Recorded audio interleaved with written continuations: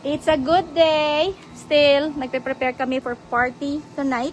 Si Habi magluluto daw siya ng dinuguan. So, ito yung idinuguan. Hinaluan niya ng liempo, ng atay, at to, yung intestine. Tapos of course, yung blood. Tapos magluluto siya ng May tanglad. with tanglad. Tapos magluluto sa labas. Okay, let's see. Oil. Oil.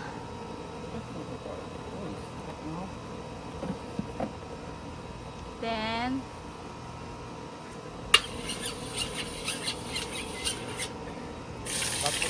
ano yan, sawa ko? This is ginger? Yep. Ginger? Smell good. Ginger. Para sa tubulan.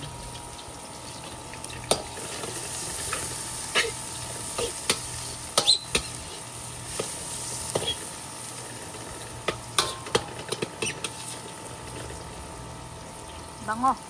Ang bango ng ginger. Onions. Ano to? Onions.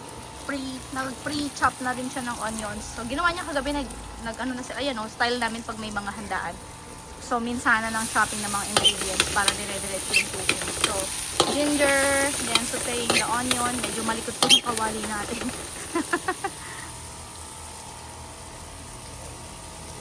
Wow, it's a lot of onion. Kasi bubo yan eh. Para hindi malansa? Okay.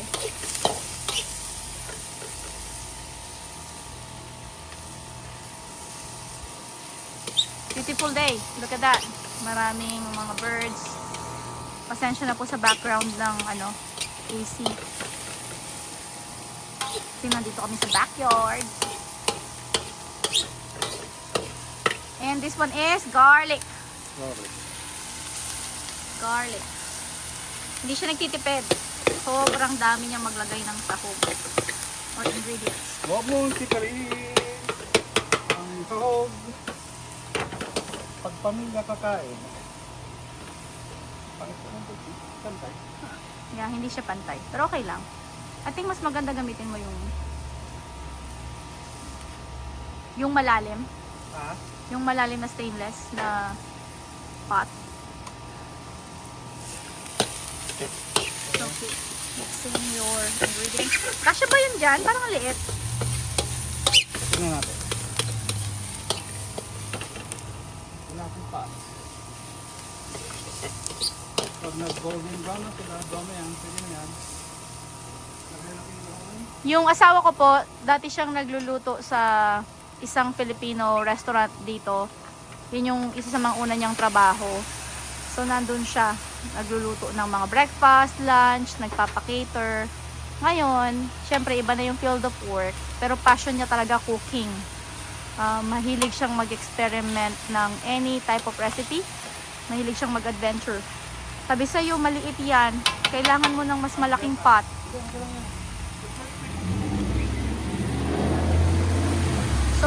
So nilagay niya na yung pork belly with some intestines. You can see the sizzle. Good.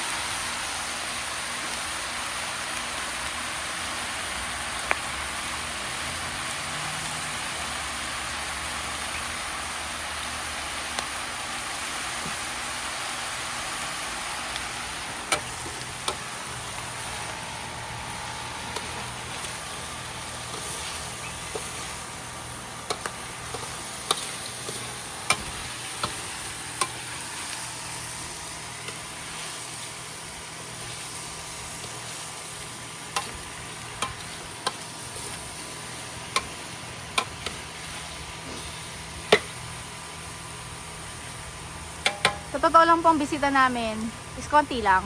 Really close friends lang. I think sabi ng Habi, ang mga bisita niya raw siguro mga 10. Tapos bisita nila, Angelica, ay siguro mga more or less 5. Dixie will have some friends. Tapos close family and friends lang. Pero the way they cook is parang pang 200 people. Grabe. Pepper. Black pepper. Pepper. Okay. Ito yung ano, ang tawag dyan? Ground pepper. Yung, hindi yung ano, hindi Fine. peppercorn. Fine ground. Fine ground pepper. So, Powder. Sabay natin ng konti. once again, ano nung pinakuluan mo siya, ano yung hinalo mo dun sa ano? Sa, nung pinipre-cook mo yung mga meat, may hinalo ka bang ano, spices? Just salt, pepper, and bay. Bailey. Pag pinakuluan. So, pag pinakuluan mo siya, yung belly, yung intestine, tsaka yung liver. So, boil it sa salt, pepper, and bailey. Tapos, pinalamig niya, then, pinre-chop niya, nilagay niya muna sa fridge, then, yun na. Ngayon, he's sauteing it with ginger, onion, garlic. Ngayon, imimix niya na yung liver. Liver, right? Liver.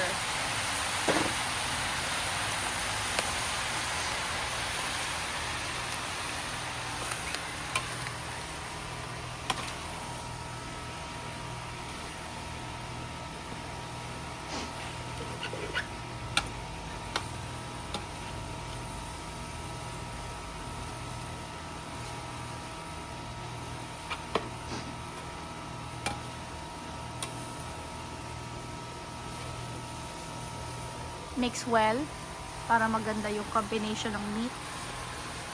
See, this is the onion from last night. Nahalo.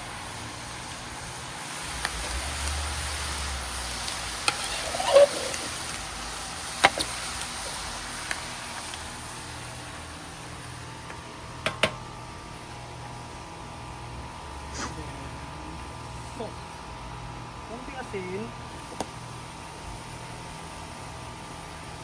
Parang misa-misa yan.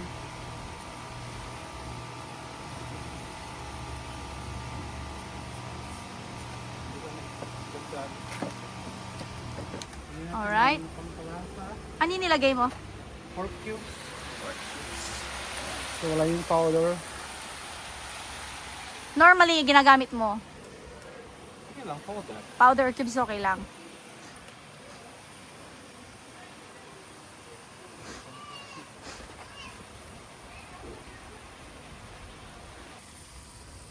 They said they didn't turn on the AC inside so the food's gonna come in. Be careful, you don't have a helmet. Somebody's door. Go get it inside.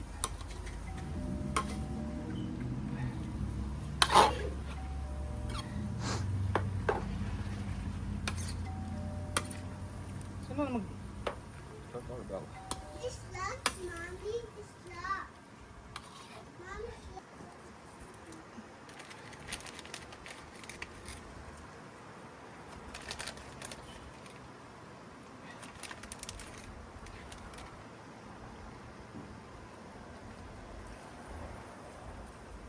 Vinegar. Tapos ano yung sinasabi nila? Kapag naglagay ka daw ng vinegar, Huwag mong haluin. wag mong haluin. Hintayin mo siya mag-boil 5 minutes. 5 minutes. Para daw maluto, hindi mahilaw. Para maganda yung balance nung sourness and any other ingredients. Same thing goes with adobo. Adobo is my most palpak recipe for some reason.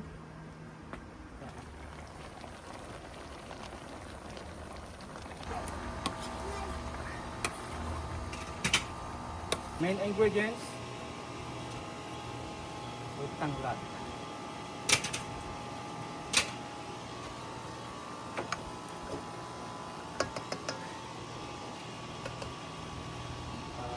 Diba kung nakikita mo, pizza sa palo.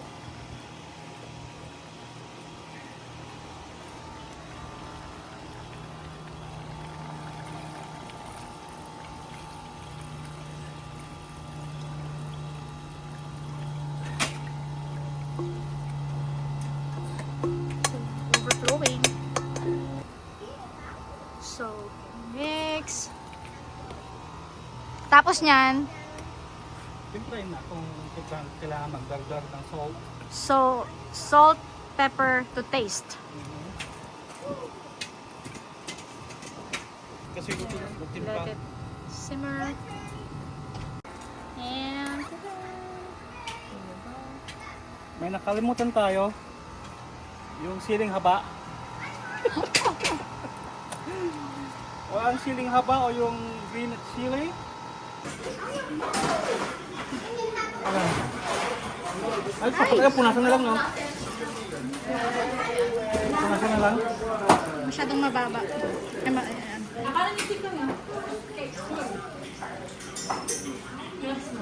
Oh, Okay lang hugas. ito mo? Lupa nyo lahat? Matakip pa ba yan? Okay na. Apaw na. Okay. Nakalimutan ng sili. Teka nga, ang gulo. Masyadong maraming sabaw ko.